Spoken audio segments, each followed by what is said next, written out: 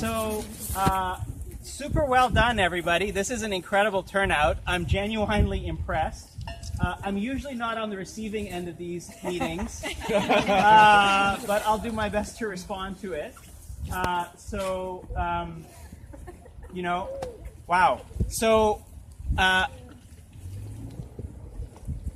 the reason that you're here is the same reason that I've been working for the town of Bridgewater for the last 11 years, because I've been trying to make a difference in how we as communities use and interact with our planet, which is our only home. We have a very, very long journey ahead of us, and it's not by any means going to be an easy journey. And, if I really think about it, I'm not quite sure that we're going to get there. That's dependent, though, on what we do in the next few critical months and years. And the kind of awareness raising that you're doing right now is critical to enabling the kind of decisive and lasting action that's needed. The small hope that I have that we're going to get to where we want to go for our own future and our children's children's future is that Bridgewater is in the somewhat enviable position of being one of the communities in Canada that has done the most to really map out a pathway forward into this new kind of future. And while I can't speak on behalf of my council, I can't really speak on behalf of the province or our country. I can speak very briefly about what Bridgewater is doing to try to make that future come here and come here sooner. So I'm going to hide behind my prop. So Bridgewater has produced... I just happen to have it. I carry it around. Bridgewater has produced a document that many people who are active in this kind of work on the community level, on the national scale, see as a template that other communities can use to make this a productive and informed conversation about where we can go as a community and as a country. So Bridgewater's work is called, locally we call it Energize Bridgewater, but the basis of the work is in this document called the Community Energy Investment Plan. It doesn't deal with everything related to climate change, but it deals with a very important piece of it, which is where we get our energy and how we use that energy, which is a large driver of climate change. What it basically says is that not only we've done the math, and we know that transitioning to a clean, efficient, and affordable combination of energy sources for our community is A, technically feasible, and B, economically valuable, right? So basically what we've done is we've done all the math, and we've said, what if we do put solar panels on 50% of the homes in town? What if we do put in district energy systems? What if we... Somebody's driveway. Okay. Is somebody coming in now? Okay, thank you for letting me know.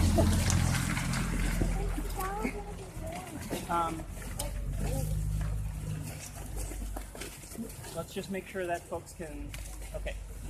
Yeah, let's just keep that nice and open. There we go. Please.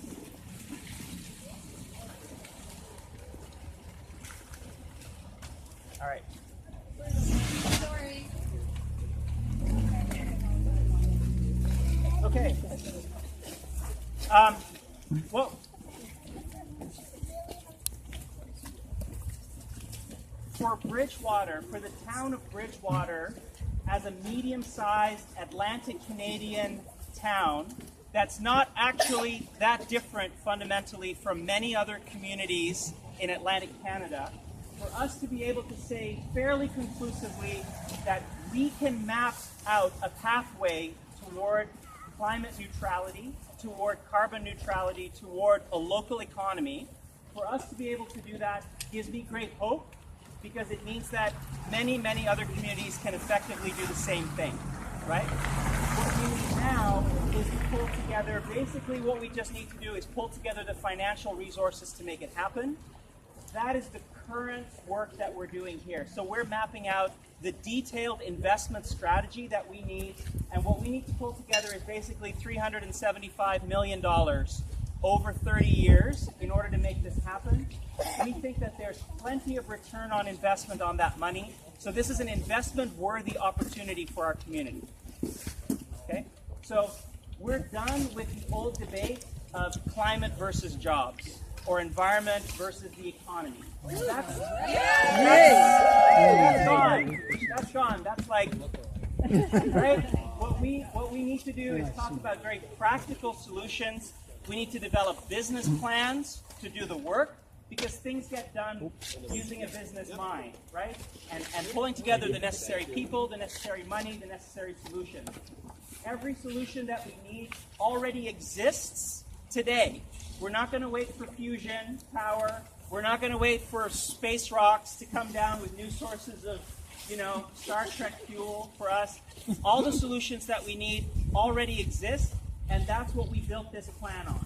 There's nothing in here that you can't already buy off the shelf. I think that that's an important message as well. Bridgewater has also just completed its final application to the National Smart Cities Challenge program. We're one of 5 finalists hoping to win $5 million for our community to do something transformational. And the project that we pitched to the federal government is climate transition for the purpose of alleviating energy and fuel poverty in our community. Because we also know that energy is currently not affordable for 40% of our residents. It's already very difficult to afford energy in its current forms, and we know that that's only going to get worse as time goes on if we don't transition to something cleaner and more efficient and more secure. So we're tying together the social need for transition with the absolute environmental and economic imperative to do so as well. So I think that what we're doing is we're crafting a new approach to energy transition. It's a made in Bridgewater solution. We hope it's going to go national and that it's going to have impact across the country. So root for Bridgewater. In mid-May, we find out if we won that award or not. Our commitment is that even if we don't win that particular award, we think there's other sources of funding to help make this stuff happen. So we're committed to this for the long haul. I don't know if there's anything else anyone would like me to speak about, but I think that's what I wanted to say. I got a question for you. Yes. So, I feel like you would be just as comfortable on the other side of this ticket right now. And I wonder, as a personal question, within your work, what are the obstacles that you're facing that a large, angry, non-violent mob can help you to get out of the way? Wow. The question is, what can large, angry, non-violent mobs help you with?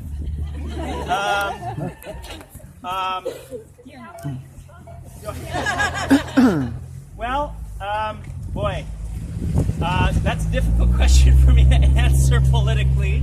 Politically speaking. However,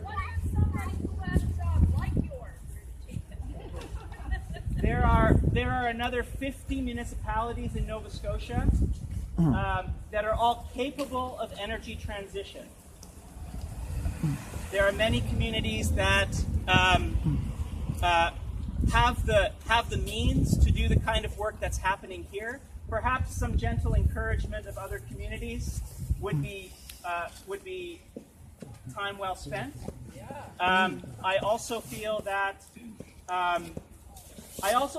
even though there's been some fairly important shifts in federal policy over the past year and a half that has enabled more of this work, I think that more effort is needed.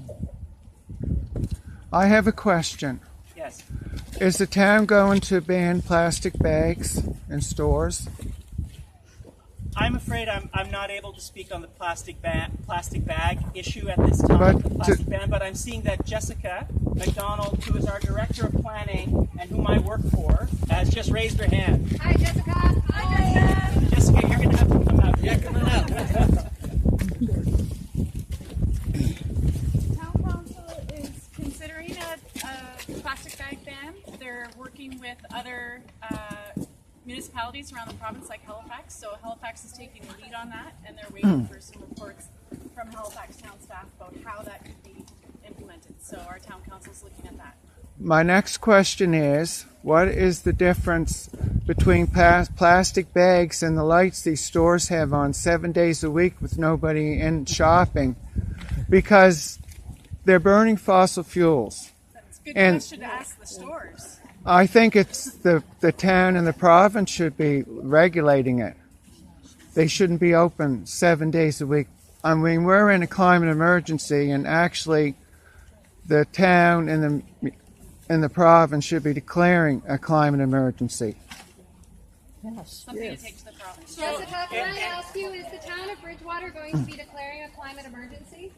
That is something you have to Yes. ask the elected officials. Thank you. So I received an email from possibly a member of your group earlier last week or this week around whether the town would, and I'm going to be providing some information to that person. I believe her name is Hillary, as to how the group or she can approach town council in that regard.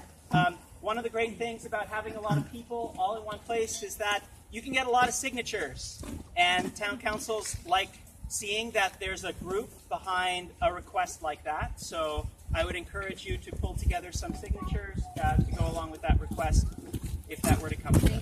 So